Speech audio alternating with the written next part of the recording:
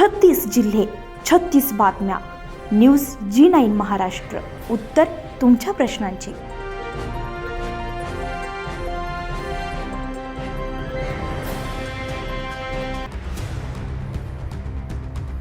शुक्रवार दिनांक 28 नोव्हेंबर 2025 रोजी तिवसा तालुक्यातील वऱ्हा, माळेगाव, अनकवाडी, मालधूर, रघुनाथपूर, धोतराव, सालोरा, शेंदोळा, बुद्रुक, शिवणगाव, फत्तेपूर, शिरसगाव, मोझरी, शेंदोळा खुर्द, मोझरी, गुरुदेव नगर आणि मार्डी या गावातील शेतकऱ्यांच्या शेती ओलीमध्ये वीज वितरण कंपनीच्या ढिसाळ कारभारामुळे पूर्णपणे ठप्प झाले.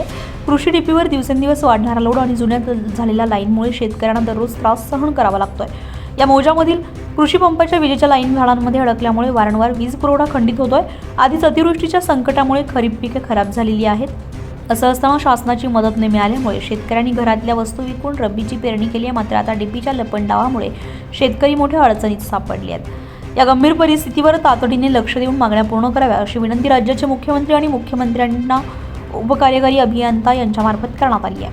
तर शेतकऱ्यांनी निवेदनाद्वारे नक्की काय मागणी केली आहे पाहूयात. जुन्या सर्व डीपी ऐवजी नवीन डीपी किंवा त्याच ठिकाणी अतिरिक्त नवीन डीपी बसवण्यात यावी. डीपीवरील जुनी लाईन कनेक्शन आणि पोल नव्यानं बसवण्यात यावे. मोजानिहाय कृषी पंपाच्या विजेच्या लाईन्समध्ये अटकलेली झाडे तातडीने ट्री कटिंग करण्यात यावे. सर्व डीपीचे बॉक्स नव्याने बसवण्यात यावे. या निवेदनाद्वारे येथील स्थानिक नागरिकांनी माहिती प्रशासनाकडे पोहोचवावी यासाठी निवेदन देण्यात आले.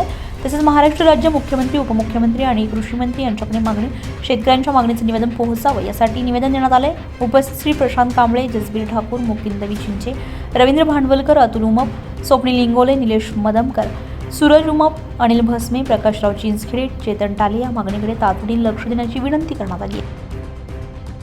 न्यूज G9 महाराष्ट्रामध्ये आपले स्वागत आहे. आज आपण तिवसा तालुका या ठिकाणी आले असून येथील वीज महावितरक कार्यालयामध्ये शेतकरी, तिवसा तालुक्यातील शेतकरी आले असून यांची विशेष माहिती घेऊया. तुमचं नाव का? देवेंद्र अमरावती घाटे. कशाकरिता आले आपण आज? इलेक्ट्रिक तासमध्ये विजेचा जो तास होता आहे, आता सध्या रब्बी हंगाम चालू झालेला आहे. आताच याच्यात भानगडी निर्माण होतं. आतापर्यंत बोलताचा भार कमी होता, आता वाढलेला आहे. त्याच्यामुळं आम्हाला व्यवस्थित लाईन मिळत नाही.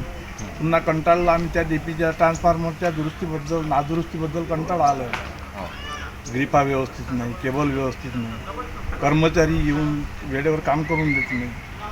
अशा अनेक भानगडी उपस्थित झाली.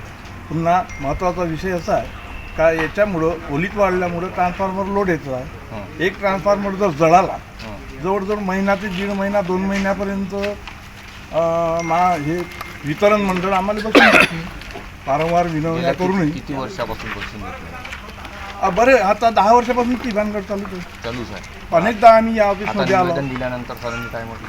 आता त्यांनी म्हटलं, मागंही म्हटलं होतं, तरी पण आम्हाला 1 महिना लागला होता ट्रान्सफॉर्मर दुरुस्तीसाठी. तिवसा तालुक्यातील जवळपास 14 गावाचे शेतकरी इथं आले होते उपविभाग उपकार्यकारी अभियंता कार्यालयामध्ये. आणि शेतकऱ्यांना डीपीवर जे ओव्हरलोड आलेलं आहे त्याच्यामुळं प्रॉब्लेम होतो आहे आणि ओलीत वाढलेलं आहे शेतकऱ्यांचं. खरीपाचं तर पीक अतिवृष्टीमुळे गेलेलंच आहे.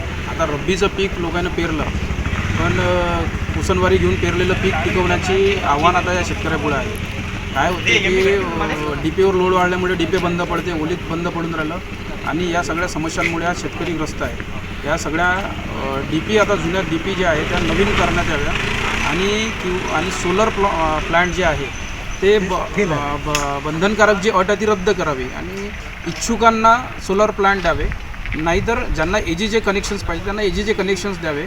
अशा सगळ्या एकूणच मागण्यासाठी आम्ही आज उपकार्यकारी अभियंत्यांकडे आलो होतो. त्यांना निवेदन दिलं आणि त्यांनी आम्हाला विश्वास दाखवला की शासनाकडे आम्ही त्या संदर्भातला प्रस्ताव पाठवू आणि निधीची मागणी करू.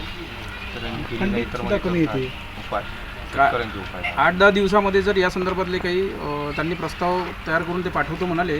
आपण त्यांनी आपल्याला काही डीपींची यादी मागितलेली आहे. काही सहकार्य आम्ही शेतकरी म्हणून त्यांना करतो आहे. पण ते जर झालं नाही, येत्या 1 महिन्यामध्ये, काही 15 दिवसामध्ये ते झालं नाही तर साखळी उपोषणाची आम्ही त्यांना इशारा देतो. न्यूज G9 महाराष्ट्रासाठी नंदकिशोर मते, तिवसा.